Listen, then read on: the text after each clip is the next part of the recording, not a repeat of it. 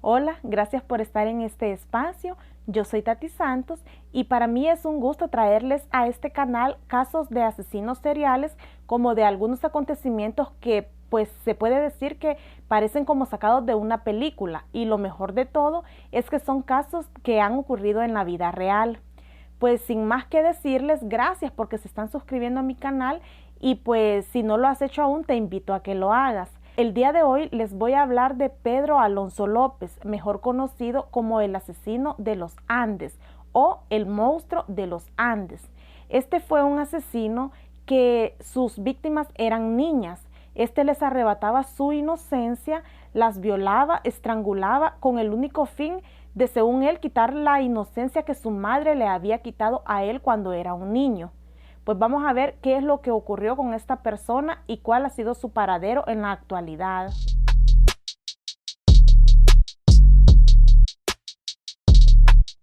Pedro López nace el 8 de octubre de 1948 en Colombia.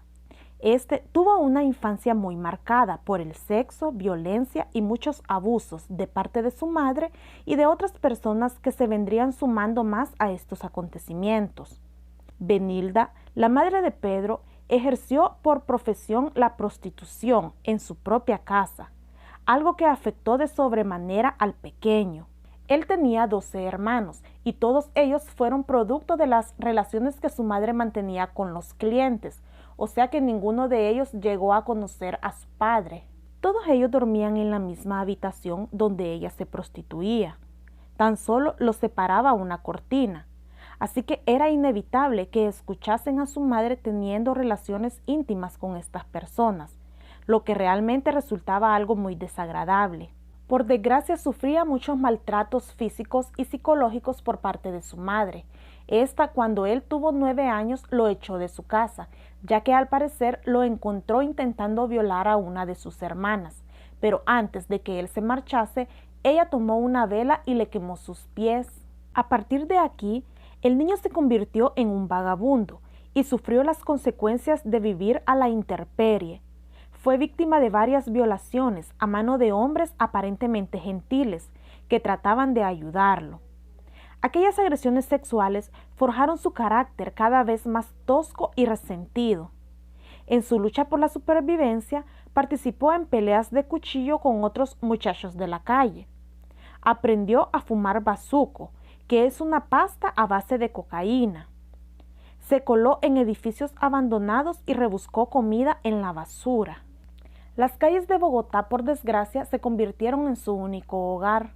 Cuando él cumplió 12 años, una pareja de estadounidenses decide adoptarlo. Así que aquí se veía que a Pedro le cambiaría su vida. Él comenzó a estudiar y todo se veía que iba funcionando de buena manera. Tenía una nueva familia, un nuevo hogar, un nuevo colegio, nuevas amistades. Nada podía ir mal. Hasta que uno de sus profesores abusó sexualmente de él y Pedro regresó a las calles. Desde ese momento, la delincuencia fue su único modus vivendi. Se hizo un experto ladrón de coches y a los 20 años fue condenado a 7 años de cárcel. Aquella etapa entre rejas también fue clave en cuanto al desarrollo de su carácter. Este, por desgracia, al llegar a la cárcel fue objeto sexual de muchos de los presos que se encontraban ahí, pero esto terminaría cuando él se cansó de esa situación y decidió vengarse. El joven degolló a sus agresores y por primera vez se dio cuenta del placer que le producía matar.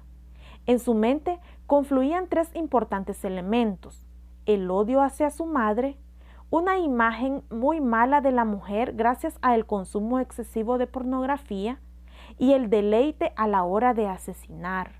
Una vez que Pedro es puesto en libertad, es cuando decide viajar al sur de Perú, en donde comienza su vida como un asesino, secuestrando y matando niñas que se encontraban en la comunidad de Ayacucho. Inicialmente seleccionaba el poblado indígena, la mayoría ubicado en zonas más apartadas.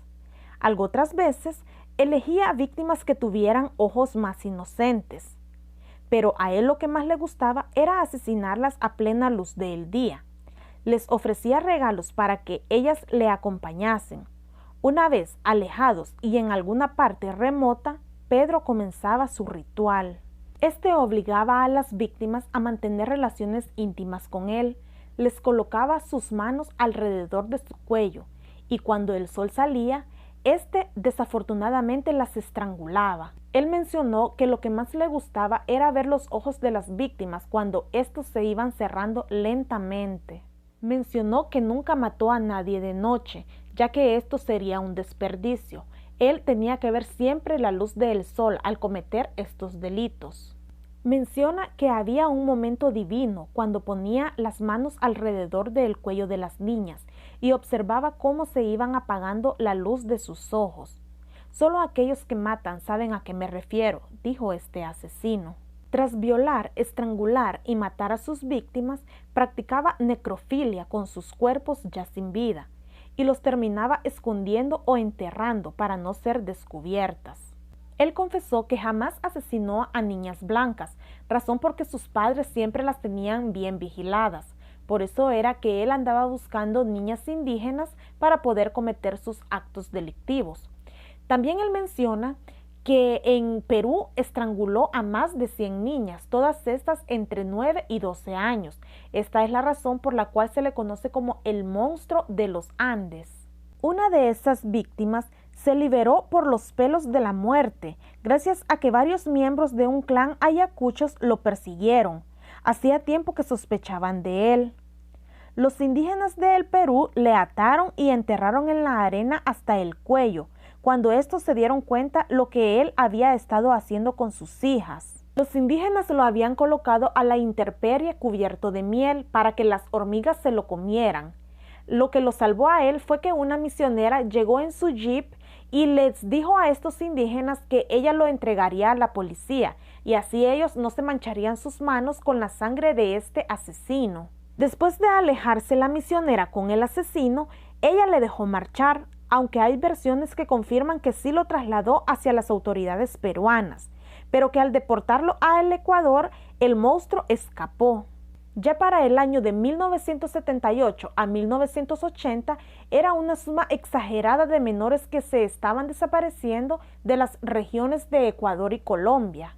Este dato la policía por desgracia lo achacó a la esclavitud sexual y a lo que vendría siendo la trata de personas. Nunca pensaron que una sola persona era la que estaba cometiendo todos estos delitos. Pero todo cambió cuando en 1980 se produjo una importante riada en el municipio ecuatoriano de Ambato. En aquella inundación desaparecieron cientos de personas y las labores de rescate se dedicaron a verificar los cadáveres encontrados con los registros de desaparecidos. Así fue como hallaron los cuerpos de 4 niñas desaparecidas antes de dicha riada y que fueron enterradas para que nadie las encontrase. Días después de esta catástrofe es cuando en un supermercado Pedro intenta raptar a Mari, una niña de 12 años de edad, esto a plena luz del día. Su madre comenzó a buscarla y al ver lo que él se la llevaba a ella comenzó a gritar y a pedir auxilio. Y fue ahí cuando se alertó a todos los empleados del lugar, los cuales vinieron y dieron caza a Pedro. Y fue así como no tardaron horas en que las 4 menores que habían sido encontradas muertas relacionarían el caso junto con Pedro, ya que este era su modus operandi. Una vez estando preso, este se niega a declarar. Por varios días que estuvo ahí, nunca abrió su boca, ni para declarar que era afirmativo de lo que se le estaba acusando, ni para declarar lo contrario. Y ya que no quería cooperar con la policía, entonces se les ocurrió un plan, traer a el padre Córdoba, pero no era cualquier sacerdote.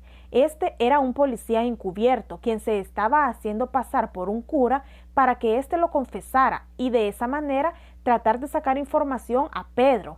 Y fue así como Pedro soltó todo lo que él había cometido. Él contó las aberraciones que había hecho con las niñas para, según él, así salvar su alma. El padre Córdoba menciona que los actos que este hombre cometía con esas menores era tan aberrante que él en un momento ya no quería seguir escuchando la confesión. Le dijo que primero las violaba y luego las estrangulaba mirándolas fijamente a los ojos para que éstas murieran lentamente. Y era así como llegaba a un punto de placer muy alto al verlas morir despacio. Durante su confesión y para justificar sus crímenes, mencionó que a él le habían arrebatado su inocencia a los 8 años de edad, razón por la cual él trataba de vengarse con la humanidad, haciéndole lo mismo a otras personas, para que ellas también perdieran la inocencia. Él mencionó que a él le gustaba hacerle esto mucho más a las niñas ecuatorianas, ya que éstas eran muy confiadas y cedían con más facilidad al momento de marcharse con él. En cambio, las muchachas colombianas eran mucho más desconfiadas. Él confiesa que cuando las mataba las iba enterrando en hoyos de 3 en 3, a veces de 4 en 4, y con regularidad las iba a visitar hacia ese lugar en el cual las había sepultado. Estas niñas, según él, eran sus muñequitas, y él, cuando se sentía triste y solo, iba hacia ese lugar a charlar con ellas. De esta manera, él lograba llamar la atención supuestamente de estas niñas, que ya estaban sin vida en el lugar. Sin embargo, como estas niñas no podían hablarles, entonces él decidía ir a buscar nuevas niñas, con las cuales sí podía charlar.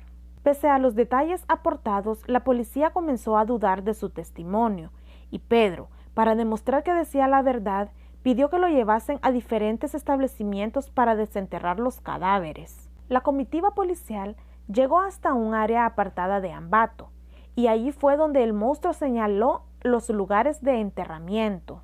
Allí fue donde encontraron 57 niñas sepultadas, y según registros del forense, estas habían sufrido mucha violencia en su área física. Entre Colombia, Ecuador y Perú, Pedro Alonso asesinó a más de 300 menores. En Ecuador lo condenaron a 16 años de prisión, la pena máxima posible en 1980 para delitos de este tipo. Tras cumplir condena, fue extraditado a Colombia para ser juzgado por el asesinato de varias niñas, pero el juez lo encontró demente y por lo tanto inimputable. Según los exámenes psicológicos que le practicaron, este asesino era un sociópata, con un trastorno de personalidad antisocial, sin conciencia ni empatía, y que con gran habilidad para la manipulación y el engaño mediante el uso de la palabra. Este pasó únicamente 4 años en un centro psicológico. Luego le pusieron una multa de $50 para que éste pudiera salir bajo fianza, pero de igual manera tenía que estarse presentando a sus citas con los policías, de igual manera seguir con el tratamiento psicológico. Pero cuando en 1998, fue dado en libertad, jamás volvieron a verlo. Jamás se volvió a presentar a una cita con los policías. Él anteriormente había declarado que el momento en el que él fuera libre volvería a cometer los actos, que esto era su modo de vivir, que él sentía un placer excitante al cometer estos delitos. Según las noticias, la última persona a la que Pedro visitó fue a su madre, quien, para asombro de muchos, en vez de declararle todo el odio que éste decía tenerle, se arrodilló y pidió que le diera su bendición. Después de esto, le exigió dinero y se marchó para no volverla a ver jamás. En 2002, la Interpol emitió una orden de búsqueda y captura contra el colombiano por las similitudes en el asesinato de una menor en El Espinal y en el 2012 por el crimen de otra niña en Tunja. En ambos homicidios, el responsable siguió el mismo modus operandi del monstruo de los Andes. Aunque el paradero del monstruo de los Andes es desconocido, su madre asegura que éste sigue con vida. Y pues por desgracia en la actualidad no se ha vuelto a saber de este asesino. Esperemos que la justicia se llegue a realizar y que le caiga todo el peso de la ley por todos estos actos delictivos que cometió en contra de estas menores indefensas. Pues sin más que decirte, espero que este caso te interese. Déjame saber en los comentarios si quieres saber de algún otro caso o qué te ha parecido este que te acabo de mencionar. No olvides suscribirte y compartir. Gracias por estar aquí. Bye.